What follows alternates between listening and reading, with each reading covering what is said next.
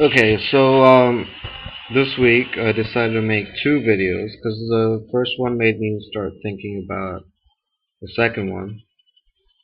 And well, I'm going to talk about a bunch of things like the polls, exports, China, Japan, and like just the state of imports, exports, deficits, and stuff like that. And I actually wrote a few things down. Okay, so let's start up with the polls. What are polls? Why do I always hear about polls? Why does every news channel always have something about polls?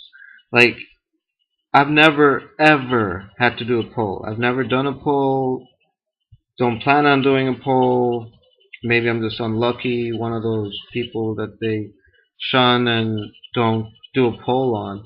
But um, basically, I've never done a poll, but I'm always being told what the people like, what the people want, and what all these kinds of things. And it's just such a psychological situation that it just feels so wrong when you're telling people what the people like.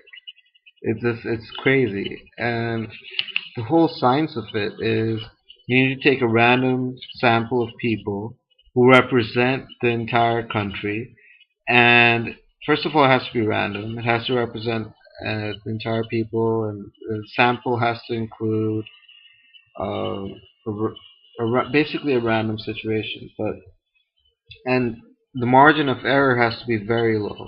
So if the margin of error is a lot, which they write in small detail at the end of the poll, that's how you tell how accurate the numbers are. And as long as there's a margin of error, I mean, they could be changing the numbers by a point here, a point there, to make it look a certain way. So I never trust polls.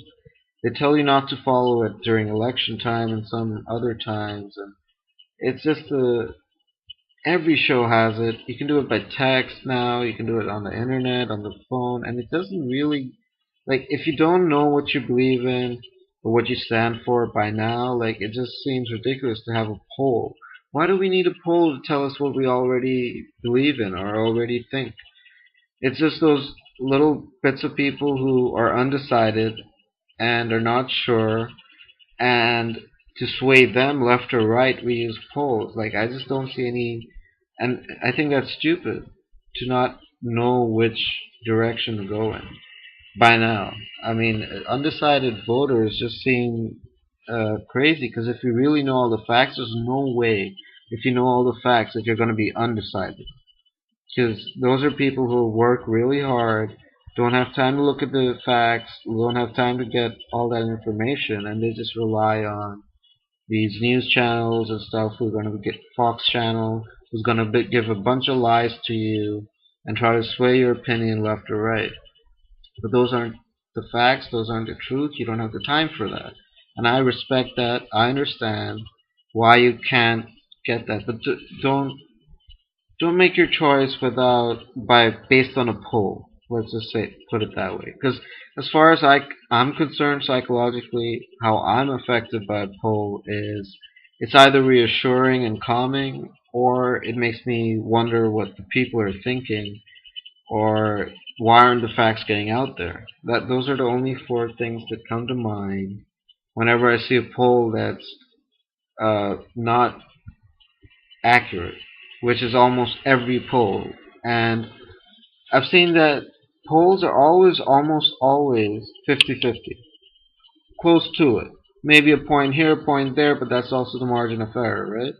So you end up having like all these polls with this margin of error, and it's almost always 50-50 about stuff that'll just blow your mind. Like, you know, there's been polls taken about like natural facts, like is the earth flat, is the earth round, stuff like that, and even those polls are not 100%. Like, you think that is the earth flat? A question like that would get 100% response of saying the earth is round, but it's not 100%. So that just blows your mind. And if you can't get that right, it's almost like asking 1 plus 1 is it 2. It's that basic. And they have that kind of stuff about all kinds of things about evolution, religion, crazy stuff. And it really surprised me. And it also gives you some idea of the American people in the middle, or people who don't have time for getting the right facts and stuff like that. But it's important to take into consideration when you're looking at polls, because these polls aren't as accurate as you think. Okay, another quick thing I want to talk about is exports. Now, I saw a news channel earlier in the day, and it was talking about something about news channels and how, I mean, how we could export. I mean, what are we going to export? And it was talking about the Japanese, how they copied our cars, and how they made it better, and they ended up ahead in the long run because they made durable products that last longer instead of looking for short-term benefits such as getting new parts, buying the next model, stuff like that. How they ended up gaining the market of the world by building more durable products. And it just started making me think about our deficit, and the bottom line of our deficit is exports. How do we export something to a world where the majority of the countries have a currency rate that is weaker than ours? So anything in any country will be cheaper and will be better than ours, because the United States corporate law of life is that highest profit, lowest cost, and most money to the shareholder. I mean, that's the law that we live by. And as long as we have that, I mean, we can't consider having a cheaper labor force or something like that, because you can get cheap labor anywhere. Any country would be cheaper than the United States if you think about it like that. So that puts us in a very difficult situation. Like, what are we going to export? What's the solution? Instead of always talking about the deficit and the taxes and this and that, what is our solution? And I think we've been fairly protected for a long time by having a different power adaptation, like 110 volt versus 220. That's the world's thing. And then the metric system, and then you have the left-hand car driving, which is different from other countries. But that all has now been wiped out with globalization. All that has been wiped out. And now it's fair game for any multinational to come and manufacture in any other country.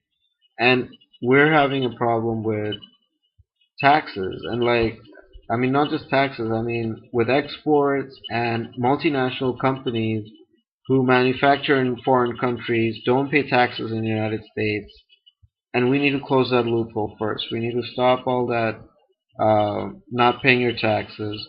We need to start having online exports. We need to make exports of all our services. If we take all our services, whether it be music, movies, entertainment, whether it be financial services, you name it, and if we can take all the services the United States produces and make it online at a cheap, affordable price around the world, then you have an online. Then you have an export. Then you start a new evolution of our economy, of our way of living. Because if you make green products and green manufacturing products, green manufacturing factories, there's no guarantee that the Chinese won't copy you in 5 years. But that doesn't mean you shouldn't stop from making it. You should make the green products, green manufacturing processes, greener cars, you name it, more environmentally friendly and stuff like that. And yeah, I'm running out of time, so that's all I have to say for this week. And I hope you enjoyed part two.